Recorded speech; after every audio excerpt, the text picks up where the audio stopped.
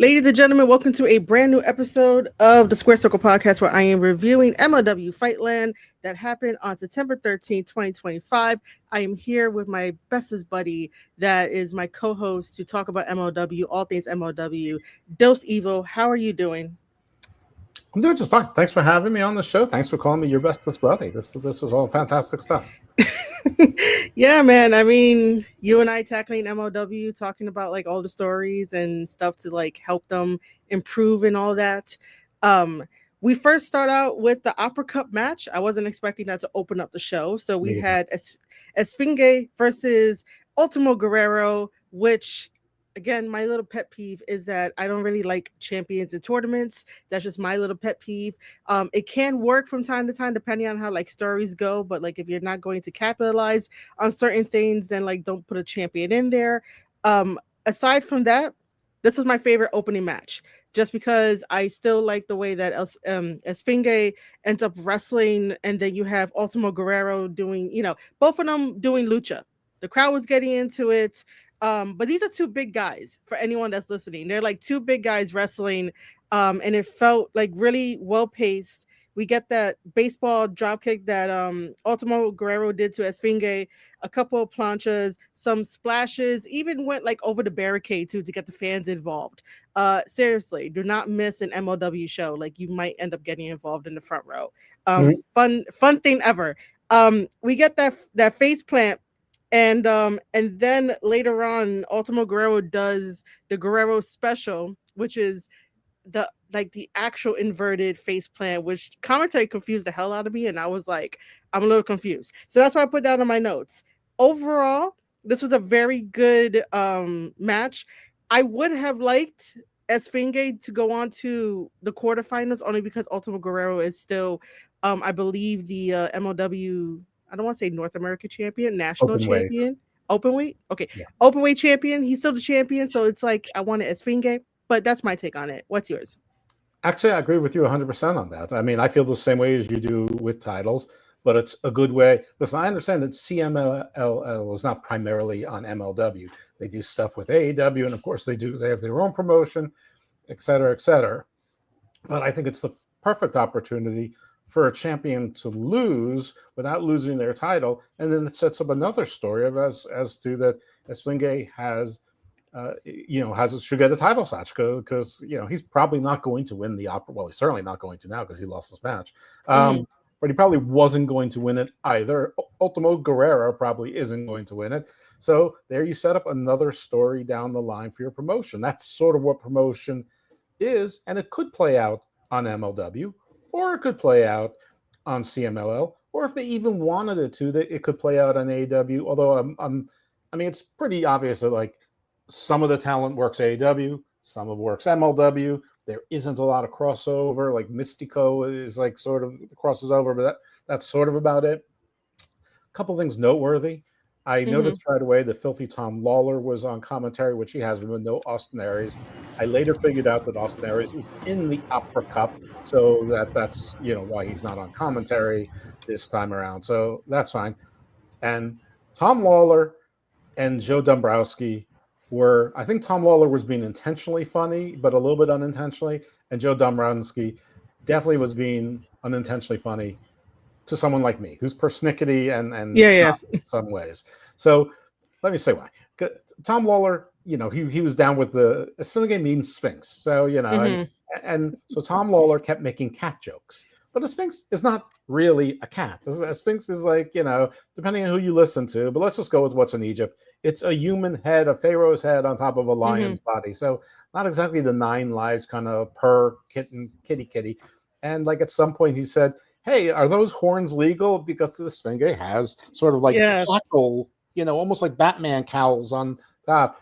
And it was just funny stuff like that. And Joe Dombrowski at some point goes, well, I don't know. I'll study up on my Egyptian history later on, which is funny because it's mythology, not history. It's Mm-hmm. not like the Sphinx is a real thing. I mean, so again, this is just all stuff that I would find funny. Most people probably right now are going, shut up, snob. And you're right. Big man match. Both these guys probably about 260 to 275. So this is Lucha big man match. What I like. Mm-hmm. I mean, this was sort of similar without all the shenanigans. It was sort of similar to the Rusev Sheamus Donnybrook match. Yeah. It's like two big guys taking falls, doing some flying stuff. I love Esfinge. He's big. He's in shape. You could see that he works all his muscle groups, and Ultimo Guerrero, you can tell he does deadlifts, bench Yeah. press, squats, and maybe delt presses and maybe curls every now and then. That's it. He just does Mm-hmm. powerlifting stuff, and that's it. It's like two different, but they're two big, strong guys. Um, but I like this opening match. This is one of my more preferred opening Lucha matches on an MLW card. It was not. It Mm-hmm. didn't feel like a throwaway match at all. Yes, I agree with that part. Now, as we continue to talk about the Opera Cup, we have another Lucha Libre match, which I was like, oh man, we're having it back to back. Yeah. Now, we praised the first one. Me personally, this one I did not like at all. I did not like Blue Panther Jr. versus Zandokan Jr. only because I know that Zendoku Jr. can do way better in the ring. And I will say this right now that Blue Panther Jr., it is okay. You can get rid of the gimmick. The gimmick is not for you, dude. It is not for you. By the way, it is a white dude just being a luchador. It's not a big problem or anything like that. But seriously, dude, you could go get another gimmick. It's not really going to hurt you or anything like that. I say that because the first opening minutes of the match was basically like, they couldn't know what to do. They couldn't figure out how to start the match. And then as they kept going through the match, they were just doing stuff that made it seem as if like they did a lot, but they really didn't do anything. And Blue Panther Jr. was trying to get the crowd into it, and they got into it and they were clapping.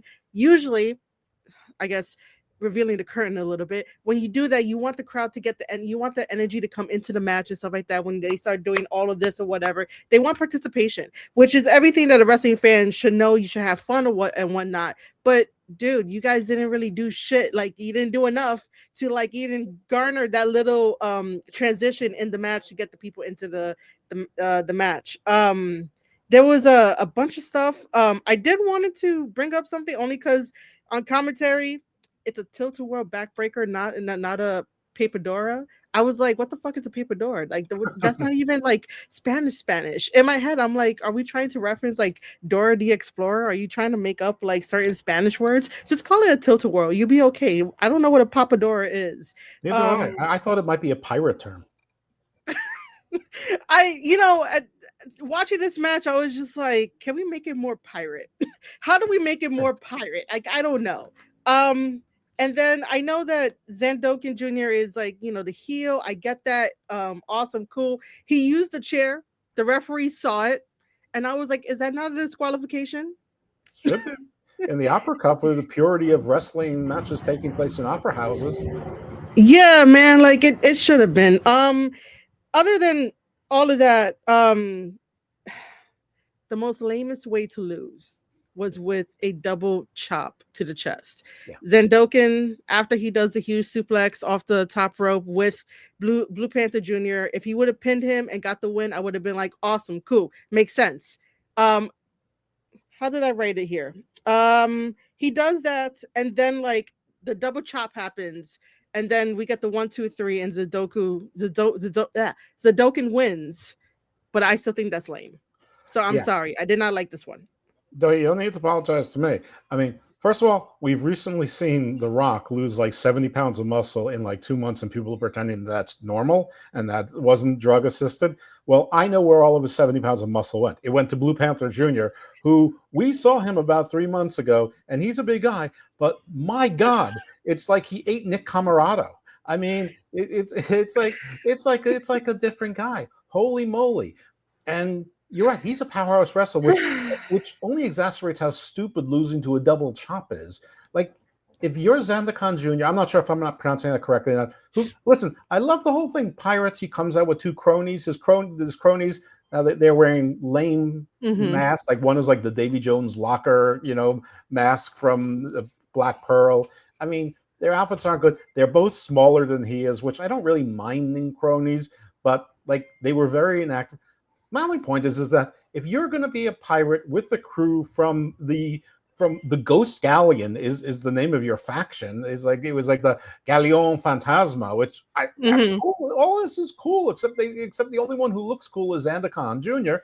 And like his finish, it should be something swashbuckling, but like evil.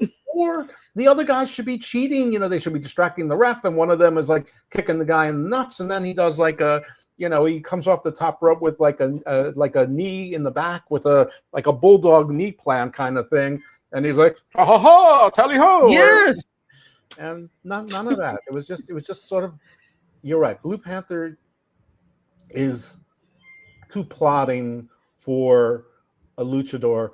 And we just saw two guys who are big guys who aren't exactly speed demons, but they make it all work. This didn't work. And by the way, Zandokan wasn't all that speedy. So it's like it wasn't even like a speed against strength match. It was just sort of, I don't know. I haven't seen Zandokan in a few years. I'm not sure if it's even the same Maybe I saw Zandokan Senior before. I don't know. But that is true. I didn't question it. Yeah. But the build looked the same, which is not great because his build is not great, so he should have been working on it. But I don't know. I didn't like this match either, mostly because I think, you know, they could have gotten a whole lot more creative with having the Pirates with them and a better finish. So yeah, I wasn't really digging it. But good news for Blue Panther. I think that you could become a really good security guard for Chelsea Green's secret Hervis, but you know, she can have one dude there. I mean, and if you're like a Blue Panther, I mean, is there really a gender for a Blue Panther? I mean, it's like from Planet Pandora. I mean, you know, it's not the same. It's gonna be Thundercats. Thundercats, oh my god, fucking love Thundercats. I would be so much more interested if he had like a Thundercats faction, like it was like Lion-O and Pantera and Tigra, whatever, Tigra. So whatever. Yeah. So we have our very first like vignette. I don't want to call it a vignette, but I don't want to call it a segment. Like I don't know, backstage day. There we go, backstage day. Of MJF and Hammerstone, and it's like, see, I saw this first popped up on my Instagram, and I was like, please tell me this is not going to be part of the Dallas like copy, like cut paste, uploaded video, and it was only because I know that background. I know that background very, very well. That is in the Melrose Ballroom. Not to like just take away the magic or whatever, but that's in the Melrose Ballroom over here in Queens, New York. And I'm just like, this is where I wanted to. Wait, don't keep a kayfabe on this show because card was subject to change. Somehow, magically, they took the wall and put it over in Dallas. Yeah, okay. But the only reason why, I bring it up like this is because I think that MLW should start using social media the same way that WWE uses social media with the backstage exclusive stuff, like the stuff that doesn't make it onto like a New York show. Be like, hey, we have exclusive like footage from New York, and here's them talking or whatever. Because we'll get to it later on, but MJF is not really like out there with Hammerstone during his match when like we get to it, but commentary made the assumption or implied that he might go out there because he's looking forward to like making sure that Hammerstone is good and everything like that. But like MLW utilized the way that WWE does with their backstage exclusive stuff, so that way fans could be, if fans are online 24/7, use it to your environment and not just put it in this one. But with that being said, it was a little just promo of like, MJF, reminding Hammer who he is and, this badass, and, he took the world by storm. He really did. He carried MLW on his back along with like Jacob and everybody else and had these good matches. So MJF believes in the bad guy that is deep within Alex Hammerstone. Alex Hammerstone is like, everybody online keeps talking about the dynasty this, the dynasty that, and his best matches was with Jacob Fatu. Yeah. Your best matches were with Jacob Fatu. Right now, honestly, when I heard his little promo, the first thing that popped into my head was that TNA basically held him back just because of like the medical shit that was happening, but he was cleared. But they still was like, yeah, we're gonna keep you off of TV and stuff like that. But to wrap up everything, I really do want to see an Alex Hammerstone that takes over MLW, and like just fit like really really good with everything. He did say that he hates wrestling now, so he's gonna Mhm. turn that into his weapon. And then I'm there sitting listening to this, and I'm like, whoa. Who I think what John Cena when he was here, he was like, "I'm gonna ruin wrestling for you guys," and then Alex Hammerstone is like, "I hate wrestling, and I'm going to, be as mean as I can," and I'm like, "This just sounds very funny." I don't know your take. I felt a lot of the same way you do, but I'm gonna be picky about other things. Okay, First of all, MJF was clearly pretending he was drinking beer. His beer was all foam, and he was barely taking foam off the top. isn't Uh, that normal though? Beer, no, no. Okay, see, no, I that don't like is. beer. I like wine. I don't like beer either, but I especially don't Oh, like beer foam. I like the no. It's not normal to like shake up your beer, have it all explode on you, and then like not wait for it to settle down. But it's also not normal to pretend you're drinking when you're doing a recorded segment. I mean, there's like a million ways that they could have handled that. Hammerstone was taking little baby sips. He was pretend. I mean, I'm pretty sure I could see backwash going back. I don't really care about that, but the MJF stuff that looked. It almost looked like he was trying to get somebody drunk to take advantage of him later and pretending that he was drinking all. We've all been to that party where we were nursing our drinks for various reasons, not always for ill intent, usually to protect ourselves. But that's what it looked like here. And it's beer. It's one beer, which makes it even lamer because it's one beer with like 200-pound men and a like 300-pound man. All right. On that, they keep talking about dynasty, dynasty, dynasty. And listen, I know that not everyone out there is a mark and a hardcore wrestling fan. But if you're listening to an MLW podcast, and chances are if you're watching MLW Fightland um, TV, you're a mark. You're a hardcore fan. The chances are pretty good. Like I will say, listen, the MLW's continuity in the last 2 years has gotten 1,000% better than it was the prior 2 years, and this seemed like a lack of continuity. One, because the last we saw of MJF in MLW, mm-hmm. it had to do with Mystico, had nothing to do with Hammerstone. This is fine, but they, like you said, use the social media to buttress it.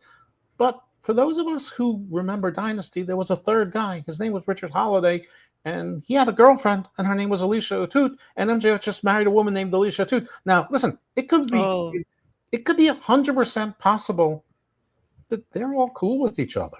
It could be 100% possible that they're not. I don't know, but now that's all I'm really interested in. Like, where's Richard Holiday? And like, can they work together? Can they make money on this? Does Richard Holiday even care about whether he's on MLW or not? Or would he use that to work it into AEW? I mean, I know he promoted the show. The card was pretty good, but I saw that there were like 47 people in the crowd, and he put it free for YouTube. Good move, but I fear it's because nobody wanted to pay for it, and he put out his own money. Good for him. I hope that it was more successful than I think it was. I really don't. I don't know the economics, and nobody's told me anything, and nor have asked. But that's all I was thinking. Like, where's the third guy? Is MJF cool with the third guy? Last we saw the third guy, he was wearing a white suit so he could get bloodied up by Hammerstone on MLW. That's the last. And then he got Hopkins lymphoma, and he heroically battled it and went into remission, and his back looks great. But I mean, again, I'm going like into deep cut stuff. But again, I'm presuming anyone listening to a podcast about MLW, unless you're a new fan, you already knew this. And if you aren't mm-hmm. a fan, hopefully this is interesting to you, because these are the things that I wonder about. That's just like, was the match good? Did they do his moveset? That said, yeah, I was very much under the impression that MJF was going to do something bigger on the show, if anything. But I Mm-hmm. knew that MJF advertised himself being on Collision this Saturday night with Rare, but Collision was taped Thursday, so you're saying there's a chance. Then I saw Hammerstone tweeting something Saturday night as well. I'm like, wait, how is that possible? Aren't you drunk with MJF right now? And he actually liked it, but still, it's like guys, post stuff about the show that's on now. And to your statement a million Mm-hmm. years ago, it feels like a million years ago to you, I'm sure, that I'd like to see Hammerstone dominate MLW. I don't know that he's actually on a contract with MLW. I don't know Yeah, that that's the thing. I'm not sure. So you generally don't let someone dominate who's just on a per appearance, even if they have a heck of a history with you. So I don't know. I guess we'll find out. But there's certainly more to come. I mean, we did get that much by the end of the show. Yeah, I mean, yeah, we don't even know about contract status and whatnot. But I just don't want like Hammerstone to be back, right?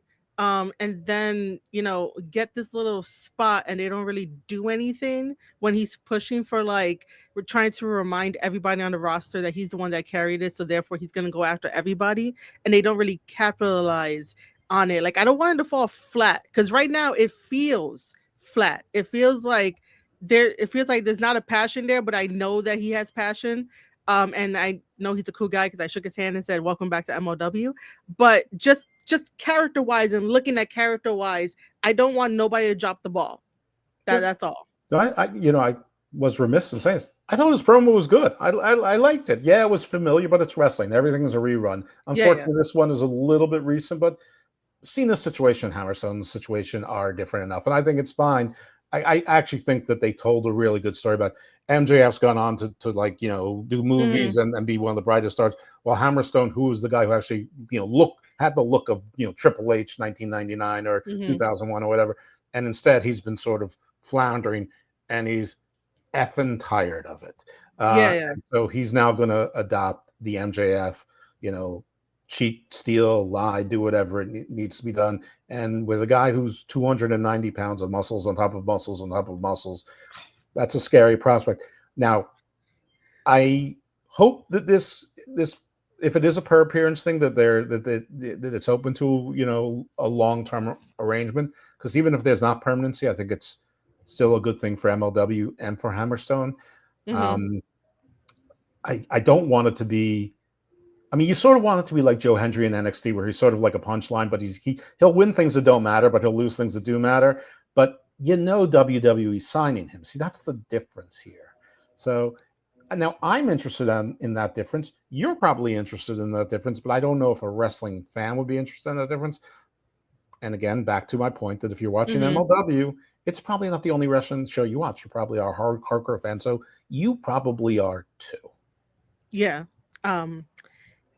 Aside from that little thing, we have our MLW Featherweight Championship match with two adorable women that I totally adore. Totally adore them.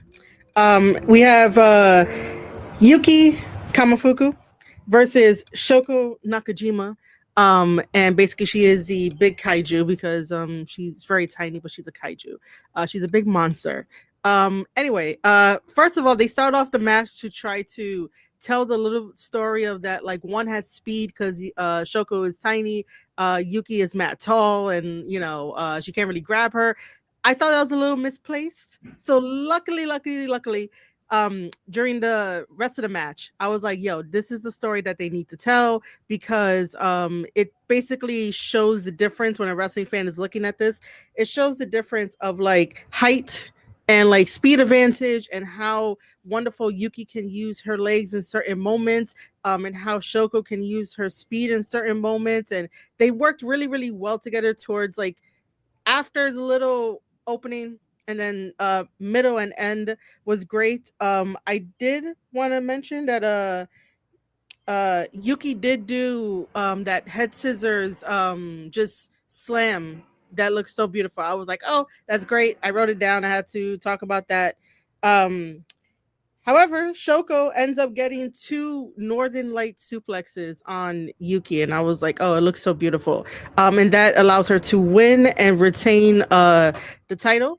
I don't know how long they're gonna keep it on Shoko, because I know Shotzi was like, Yuki, I want to wrestle you, and I was thinking that like it was gonna be for the belt eventually. But I liked this match. I enjoyed it. I love these two ladies.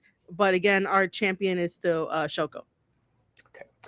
This match made me miss Zandokan Jr.'s match with Blue Panther. I like Yuki. I don't understand the fact that her character is that I'm an elitist former supermodel, yet she's sort of a face or at least a neutral. I think that the roles here should be totally reversed as to not character wise. I mean, who the belt should be on. Yuki Hmm. is tall. She's got those Angelina Love long legs. She hit a great drop kick. I mean, it was a Yes. beautiful cock. She extended those legs, and her legs are like 6 feet long each. Um, and she did a famouser, like you said, the leg lock slam. I mean, she's not the greatest wrestler in the world, but neither is Shoto. Shoto's not even fast. She's not even fast. She's not even particularly coordinated. Her 619s were about the saddest 619s I've ever seen. I think I could do 619s that are just as good. And I'm almost 57 and I'm completely out of shape. Every joint in my body hurts. So, maybe I'm wrong, but it wouldn't be that. Anyway, I don't get this Shoto big bad kaiju thing. I don't know why O'Shea Edwards is taking it. I think he should challenge her and like launch her to the moon. I don't get it. I would much rather. I mean, I would much rather see that belt on Yuki. I'd much rather see it on Shotzi. I would much rather see it on Ava Everett. I would much rather see it on. I'm sorry, I don't remember the other Hmm. Japanese woman Yeah. who wrestled at New York. Um, I know that they thought bringing in this, Tokyo Joshi Pro charmer was. I just don't think this shit works in the U.S. It's like people love anime cartoons, and if it doesn't work live action, it just doesn't work. And she doesn't work for me, brother. Um, but but she won, and sadly, her title reign will continue. Hopefully, it's going to lose it to someone. Hopefully, Shotzi, but they're both faces. I guess that doesn't matter. But also, I'm Shotzi is the same with Hammerstone. I'm not sure if she's on a long term contract. I mean, she seems to be working all the indies, and I mean, it's not stopped promotions from putting titles on people before, but MLW is a little bit above your typical indie in that they Hmm. do have what we used to call TV continuous. I mean, like everybody has it on their own channel or like IWTV or whatever. But I mean, it's not that YouTube is a step above, but it's considered like MLW is going to get a TV contract. I don't know with who. Like if you asked me 6 months ago, is Roku a TV contract? I would have said no. If you asked me, a year ago, is Tubi a TV contract? I said, not really. But the world's changed. So MLW will be on some platform that's not YouTube that actually pays them to be on the platform expressly, with a Yeah. contract. Um, I guess the only point being is it's I mean, it is a super indie, but it's not a super indie. I would call it more of a small major than a Yeah, super indie. pretty much. I would definitely accept that too for them being a small major. From like production wise, roster, everybody involved, up to everything. Yeah, I would consider that too. But I will say that in certain markets, Joshi wrestling works, but that's why they don't really go everywhere in the United States. But I do understand that there is a disconnect between the Japanese female wrestlers and the American audience. I really do get it. Even though they get like really long lines, but you have to, aka be a mark. You have to be a mark in order to like get what they do. But only a Because certain kind. There's a difference between Riho and Asuka. There's a difference between Julia, and this young lady, Shoto. I mean, there's a difference between who Shoto's opponent was and her. I mean, it's just the cartoonist like Saray. She did not work in NXT, but Io Sky works in NXT. I mean, so Mhm. I know that they do like not everything's Josie, and then there's Stardom, and there's other styles, and I don't quite get all the differences and distinctions. So someone out there is saying, no, they train in totally different ways, and it's a totally different thing. And you might be right, whoever it is who's saying that right now. So I may not know what the f I'm talking about, but No, you're good, man. I totally get like where you're coming from when it comes to the female Japanese wrestlers, and then like me because I worked alongside them and helped the their sure. their merch lines. I get a different like first view on it, but like I understand your point and I understand someone else's point that like who might be a super fan of like Joshi wrestling. Like I get it. But even sometimes I question too of like, hey, how does this get over? How can we do marketing for such and such? Just so that people can see them, they make more money. I'm all about trying to make sure these wrestlers get more money in their pocket in some way, shape, or form. Even with like new people that don't even know about Japanese female wrestling, and they don't think that it's the same thing like divas and shit, you know? Yeah, I mean, I feel the same. I felt the same way in the early days of AEW when these women. I felt very different about Hikaru Shida than I did about Rio. I mean, Hikaru Shida is a wrestler. Rio it's fetish porn. It's not my pet. Yes. So Yes. I okay. Yeah. Yeah, I can see that. I can definitely see that. That's yep. Anyway, the next segment, I'm gonna let you take over because it is your buddy Cesar Durant. And I just like the way that you're gonna retell what happened. So that's why I'm letting you go ahead. I'm letting you go ahead. All right. So Cesar and Salina De La Renta, his daughter, are celebrating that they had a night of drinking with Don Gatto and the crew, and they can't believe that Don Gatto and all were drinking. Now, we have seen commercials for Don Gatto, and for most of it, we've been led to believe it was like sort of like these two like Ernest Hemingway looking like fat white guys that look like they're the two poorest guys on the Florida Keys.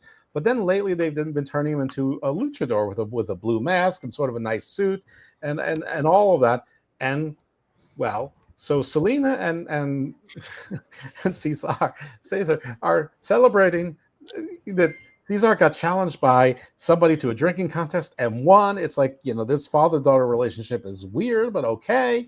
And then Don Gatto walks in. And Don Gatto is like 6'4", and he's got intense eyes, and he's clearly a wrestler. And he puts down the gold brass knuckles with sort of like the lion head on it. And Cesar is like, oh, the famed legendary Aztec gold knuckles of, you know, Chihuahuan or whatever.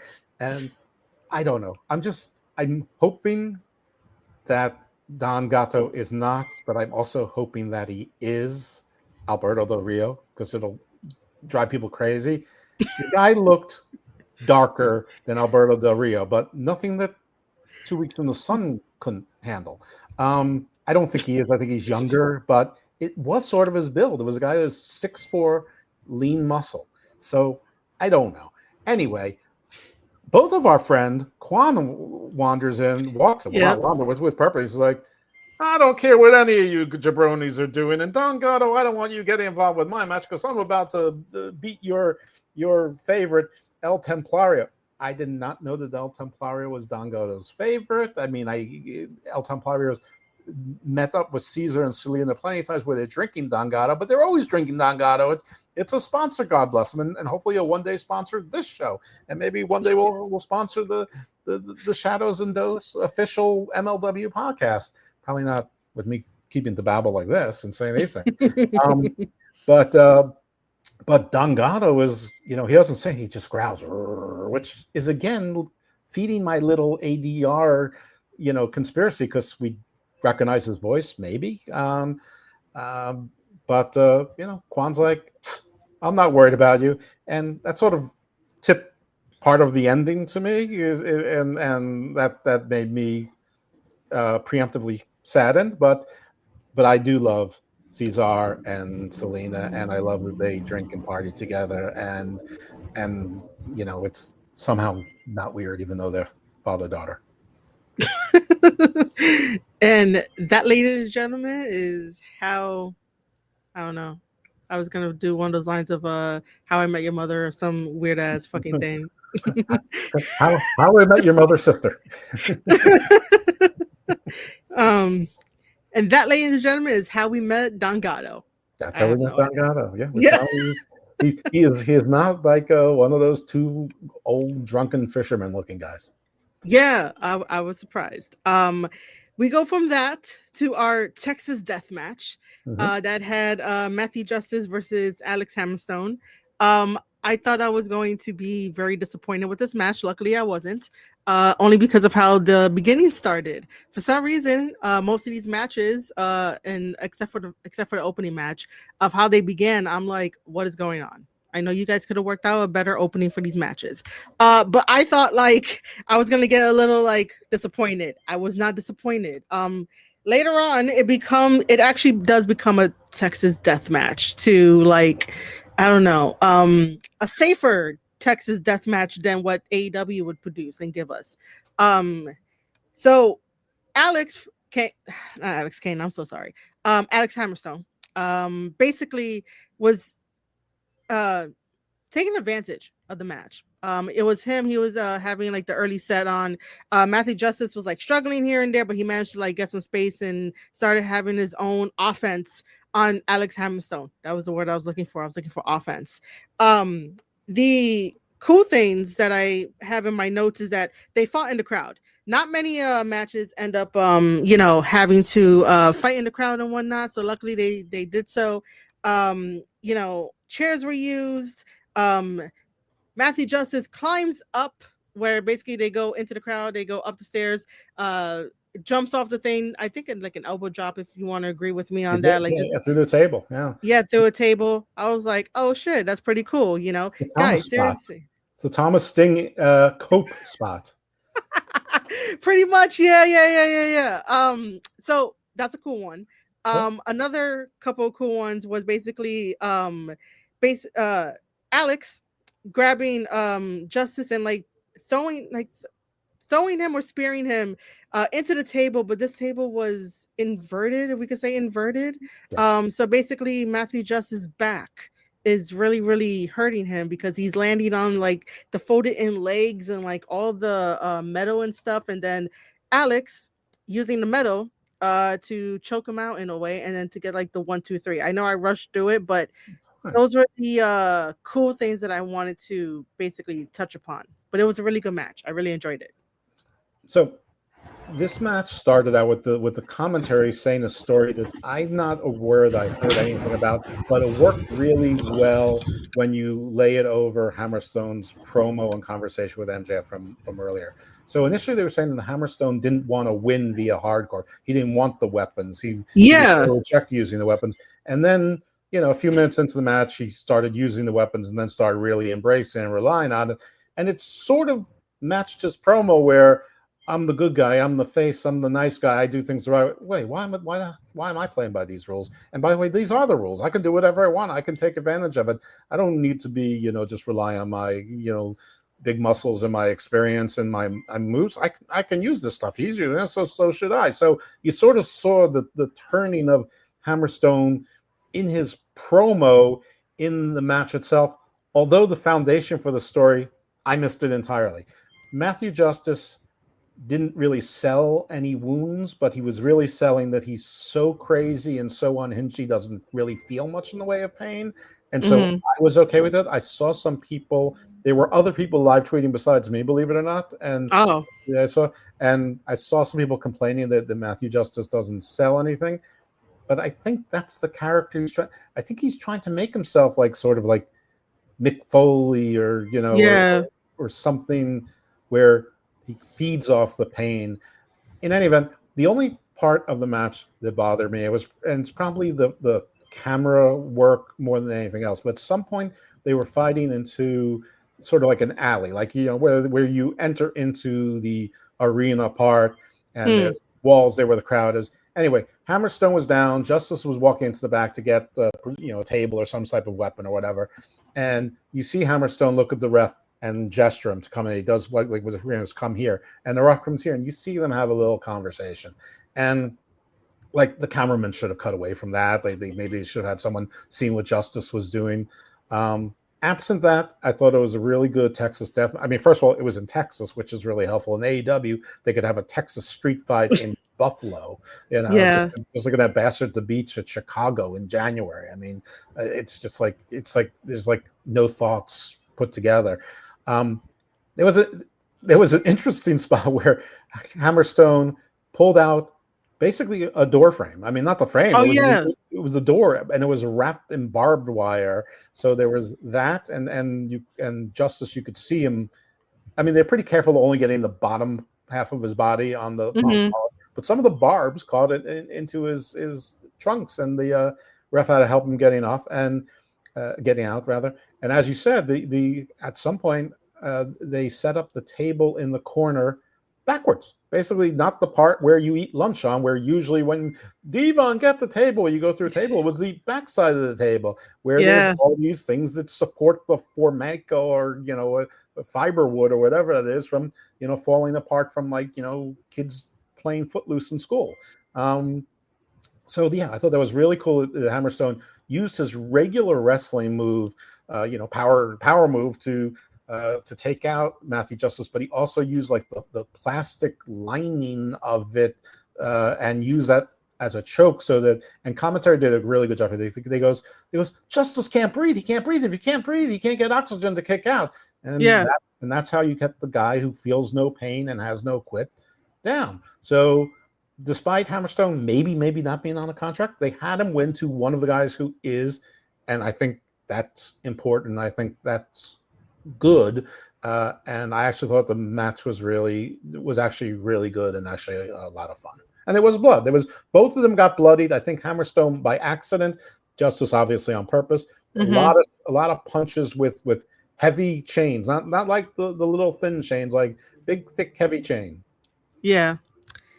And now we come to the portion of the show where we get to plug in all of the MLW upcoming dates before we get into the last two. So if you guys want to know, September 27th is Fury Road. On Fury Road, we're going to continue with the Opera Cup. We have Kushida versus Austin Aries, Voldemort Jr. versus Teton, and Paul London versus Akamura. Those are the last sort of three in the Opera series to until we get to the quarterfinals and the finals and all that kind of stuff.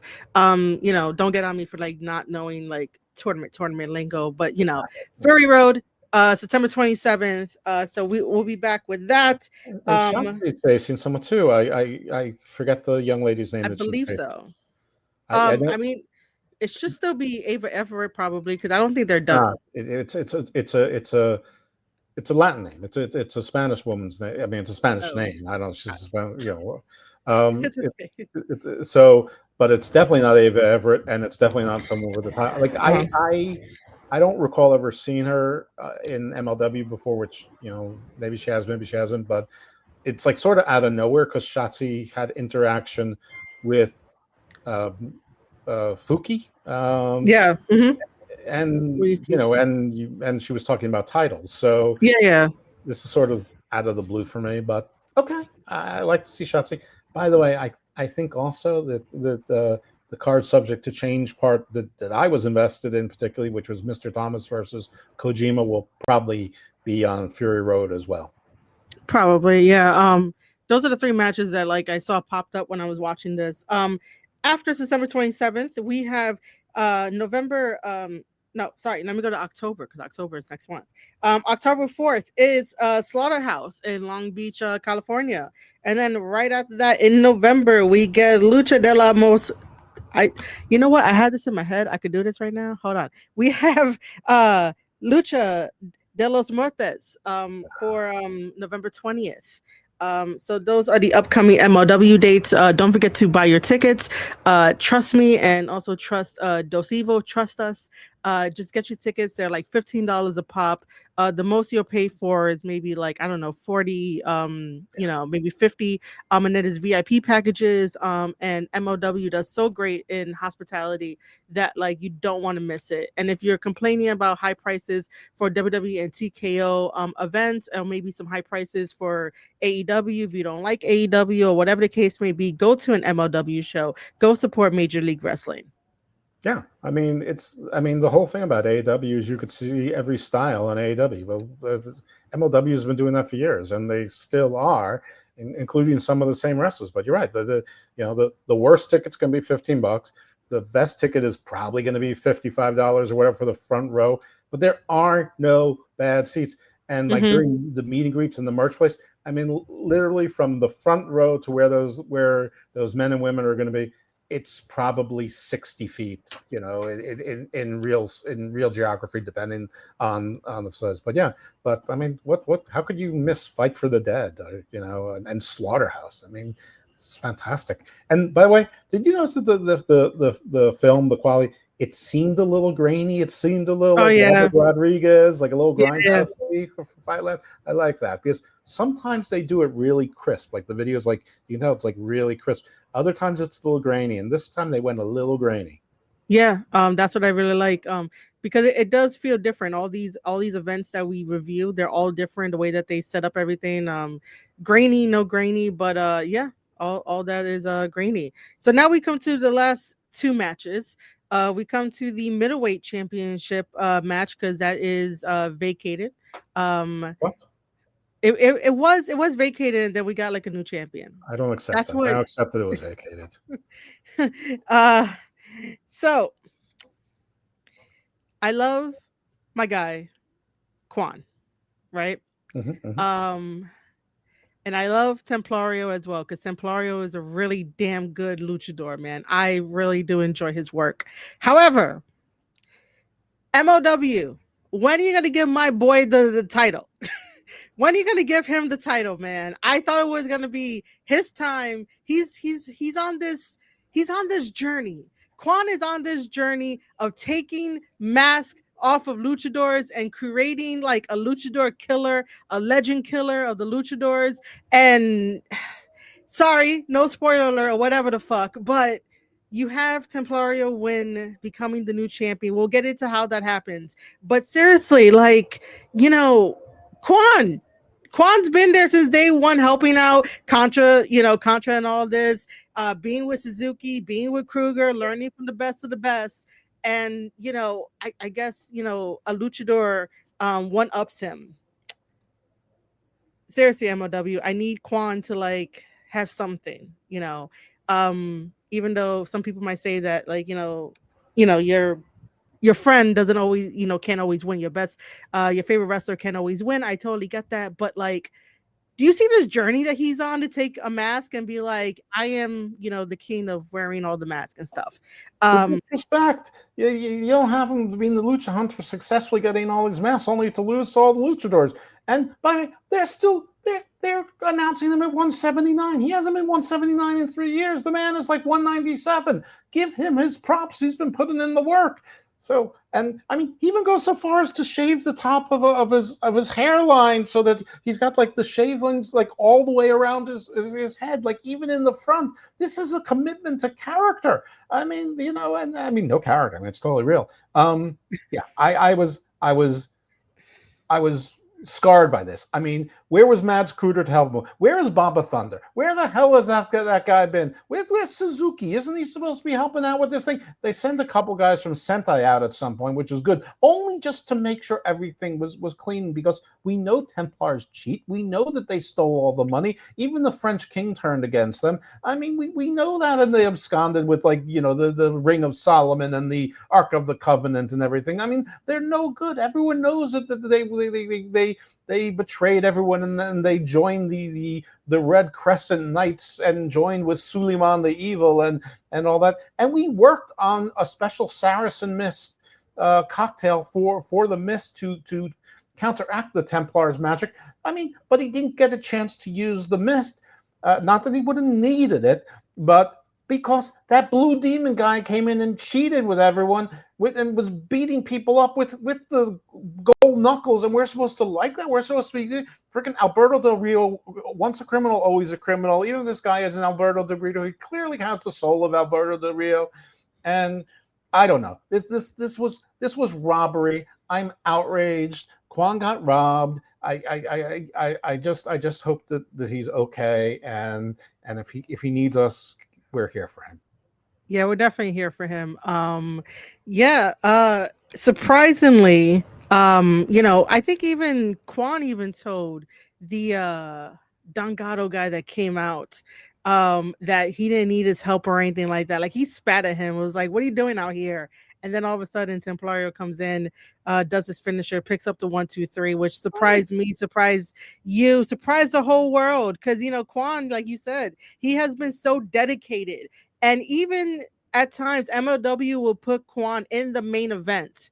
Mm-hmm. That means that you guys believe in him, Mm-hmm. even for this lucha hunter that he has going on. And he's serious about this too. Even when he goes to Mexico with MLW, he's out there stealing masks as well and winning his matches and stuff. And then all of a sudden, Templario comes along and ends up winning via, I don't know, interference Yeah, or distraction, stuff cheating. like that. Yeah. You know, man, how could you guys do that to Quan? I don't know. Yeah, I was very upset about that. Listen, Templario is a very good wrestler. I think he's probably one of the top 5 luchadors in the game. Period. So there was a sequence in the beginning where you know how Osprey and Ricochet sort of match each other moves, but it looks cartoony and looks like a dance recital. This looked real. It looks like 2 guys were fighting Yeah. and they were countering each other and missing and avoiding. This was great, even to the point where like they didn't both end up on their feet. Like one was on feet and Quan was sort of on the ground, but like almost like a tiger crouch, but really down. Mm-hmm. And that was a really good sequence. And listen, Quan in his loss to Mystico, he went toe to toe with arguably the best wrestler in the world, and he went toe to toe here. And again, those guys from Sentai Death Squad, where they saw that there was some water in the ring. They were there to clean it up. They were just being nice. They were adding extra security. The guys from ECW, they're getting a little bit older. They were a little tired. They weren't doing anything wrong. They were just minding their own business. And then this Don Gatto, this obvious criminal, this obviously mastermind of it's probably not even tequila, it's probably mezcal, and with brass knuckles and his powder blue jacket. You can't trust someone wearing a powder blue jacket. Come on, I don't know. It's a baby color. It's a baby color. That's right. It's for babies. Don Gatto is for babies. I'm obviously traumatized by the whole thing and disgusted, frankly. Same. And as we move on to the main event, I'm not sure I can. Were you not happy with the main event? I'm just still verklempt. Okay, well, main event time. MLW World Heavyweight Championship title match that had originally Matt Riddle versus Dijak, which was signed. Apparently, this was like number 3. I don't know what happened to like number 2 because I think it's a 2. You were there, but you might have been working at the time. But as Dijak never came happened. out, right? Well, as Dijak came out, Mads Kruger came out and started clobbering people with the briefcase, and he carried Matt Riddle away so that the Mads Kruger carried Matt Riddle away like in a fireman's carry, so the match could never happen. And then Dijak and Mads Kruger were fighting for a month until Dijak threw Mads Kruger over the roof, but he Undertakered and disappeared. We didn't find his body. We haven't seen him until now, and he's obviously just fine. So you're telling me that MLW considered that to be match number 2? That is so odd. I would have been like, hey, it's a no contest. It doesn't count. Well, it was the Don Gatto sucks. Not the drink, just the guy. The drink is awesome. Both blends. So send us some booze. So originally, like I said, it's supposed to be Matt Riddle versus Dijak. This is number 3, and then as the bell already rang and they were about to lock up, here comes Mads Kruger with his briefcase, and he cashes it in. And the referee, who's my buddy, Frank. Luckily Frank didn't do that WWE thing where it's like, are you sure you want to do so? He was just like, you want to cash it in? Okay, cool. Yo, bro, like announce it, like, whatever. Was it a 3-minute French mime? Yeah.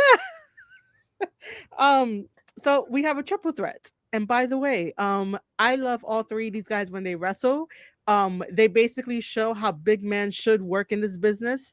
So if you are a big man trying to get into the business, please study these type of matches because they really do show you how to work really, really well together. There were a lot of counters. There were a lot of near falls.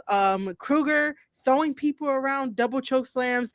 Dijak also using his strength and his awareness. Matt Riddle coming in, doing what Matt Riddle does best, flying all over the place, and then also kicking the shit out of people and stuff.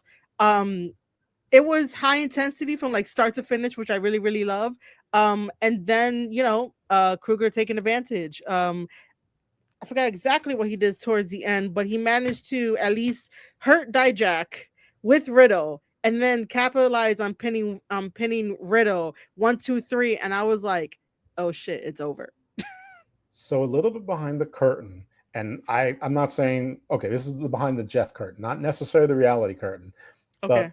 as soon as I saw Matt Riddle's video about the UK thing, plus Oh. more and more and more, I'm like, they're going to make it a cash in, and it's become a triple threat, and Dijak is going to end up, somebody's going to apply their finisher, and then Matt Kruger is going to basically, somewhat steal it, which isn't exactly what happened, but it's pretty close to exactly what happened. Now, listen, I have no idea if Mhm. this was the plan all along or not, and if it was the plan all along, that's fine, because like Quan, Matt Kruger has been there Mhm. forever. And if he hasn't been the top heel, he's been around the top heel, or like the top heel's like heavy. Like he's always been the monster of Contra, even when Jacob Fatu was there. Because Jacob Fatu was like the real guy monster. Matt Kruger was sort of like the, Kane, the monster. So, if there's a you deserve it, he certainly deserves it. And he is the titular head of Contra, at least in my mind. At this time, this was a really good match, as you said. Listen, Dijak and Kruger work really well together. Both Mhm. of them. I don't know how tall Dijak really is, but but we both saw him. He's a little bit taller than Thomas. Thomas says he's 6'5", so Dijak is no less than 6'6". We've seen Baron Corbin, who's a Mhm. little bit taller than both of them, and Baron Corbin is probably 6'8" or 6'9". So I would not be surprised if both of these guys were in 6'6.5" to 6'7.5". Mhm. They they work big, but Dijak, he's sort of like Keith Lee. He also can work small. He can flip around and fly around, and Kruger can work with it, but it's not the same move set. So they work really well together. Riddle did his part. He was in the beginning. I have to tell you, he looked a little lazy. Like his kicks were, he wasn't really laying those kicks in. They seemed a little bit lackadaisical. Um, Mhm. but that stopped. Like at first, I'm like, is Riddle phoning this thing in? But he didn't. He didn't phone in the match. He was an active participant. Just he just those kicks just didn't work and towards the beginning. But yeah, so basically, you're right. There were a lot of near falls. Quite a few times where Mads Kruger, was outside the ring either due to injury or being tossed out or whatever, and he would pull somebody's leg, or the ref out of the ring, so they couldn't complete the count or the breakup account, which is a great use of the three man, especially with tall guys and then MLW has a slightly smaller ring than WWE, so it's a little bit easier to pull that off. But yeah, the ending is that I think that Dijak applied his finisher to Riddle, and then Kruger came in and basically clobbered Dijak, um, and he sort of you picked up Riddle and did like a front splash onto Dijak. So he used Riddle almost like a weapon on Dijak, sort of shoved Dijak out of the ring, and that was his finisher, to pin Riddle in the middle. So Riddle took the 3 counts, Mhm. and Max Kruger is the champion, and I was applauding. I did not hear boos. I mean, I was applauding from home, but I think I would have heard boos, and the show doesn't quite go off the air from that. But there's like everyone from Contra didn't like run in to celebrate. Like we didn't get like 12 Sentai Death Squad guys and whatnot. Yeah. That would have been nice. Um, but a, a nice moment. I mean, he almost had like a baby face moment where he was just staring at the belt saying, I can't believe I finally got that. Yeah, And yeah. and I thought that was cool. Yeah. And of course, for some reason, I think after the match, Kruger and Dijak just kept freaking fighting, and they went to the outside, like the outside where they get to, the air gets to touch them, they get to touch grass or touch the wall, and I was like, can you guys like stop fighting for like 5 seconds? Let him let him enjoy this. I was like, why are you fighting? Jack mad. Ah, Dijak mad. Um, that should be his new shirt, Dijak mad. With that being said, ladies and gentlemen, we went over the whole entire MLW card. One Now it's thing though, your no, you forgot that Alexander Hammerstone hit Mads Kruger with the chair. So Alexander Hammerstone letting it be known that he's after that title as well. Oh, my apologies. I didn't see that. I was just like, okay, cool. They fought to the outside. It was sort of a little bit weird because Alexander Hammerstone hit him with the chair, and Mads Kruger sort of walked away, which is nothing weird about that. But like he walked, like it's not an alley, but there was a truck, like the equipment truck was probably parked there. Yeah. So it's like it was a thin alley, and so Alexander Hammerstone with the chair is like, I'm not going after him. So it's like he's like, cut. It's like it's like they're making movies all of a sudden. It's like, okay, we're good, clear, we're going home. That's a live mic, and like, shit. Yeah. Which happens in wrestling. It's hilarious. But so yeah, that's a wrap up from us and what we want you guys to do. If you guys listen to the whole entire show, thank you so much. Leave your comments down below how you feel about MLW, how you feel about our review, and definitely how you feel about Max Kruger becoming the MLW World Heavyweight Championship title. Let us know your thoughts. I'll read everything like I always do. Just as a reminder, get your tickets to MLW. Upcoming shows are September 27th, so you get another review show from us. October 4th is Slaughterhouse over in Long Beach, California, and also what is it? Lucha de los Muertos on November 20th as well. Those are the upcoming dates. With that being said, Dose Evil, put yourself over. Yeah, I got a lot, so this might take a bit. So I have a family of shows called The Guard on the Thought. One of those shows involves me called The Gospel of Thomas, where Mr. Thomas is my co-host, but he's been on vacation for like, I don't know, it's like 2 months now. And actually, Quan has been the guest co-host twice. I'm going to publish the second show probably before this one comes out. And we talked to Joseph J. Alexander, who's been an announcer. He's done commentary. He's been a promoter. He's in the Northeast. And if I had a conversation with the sinister minister, James Mitchell, this is how I would have imagined it would go. I don't know how it would really go because I've never had that conversation. So it was like that. So we had a real good time. I think Quan's going to continue to sometimes guest co-host, or there might be a spin-off like the Gospel of Thomas may expand to Quan Chronicles. Who knows? And actually, I have you really to thank for that, Murray. Also, one of my recent guests on the non-wrestling show, not related to, well, sort of, because he was our first guest with Book of Black when PJ Black was the co-host. Aaron Stevens. I just published a show with Aaron Stevens as being one of my guests, and along with a reverend from the UK, and we talked about esoteric aspects and the Persephone archetype. So interesting. But Aaron Stevens, Damian Sando, for those of you who don't know. A bunch of stuff. Like I spoke to an attorney in Africa. She's talking about African space interests, policy, and regulatory stuff. That show will publish this week. And I'm doing a show with a couple of my friends from high school where we're viewing the show Dark, which is on Netflix, one season at a time. So one show per season, which I will drop as a miniseries. So a bunch of stuff there on the Garden of the Thought.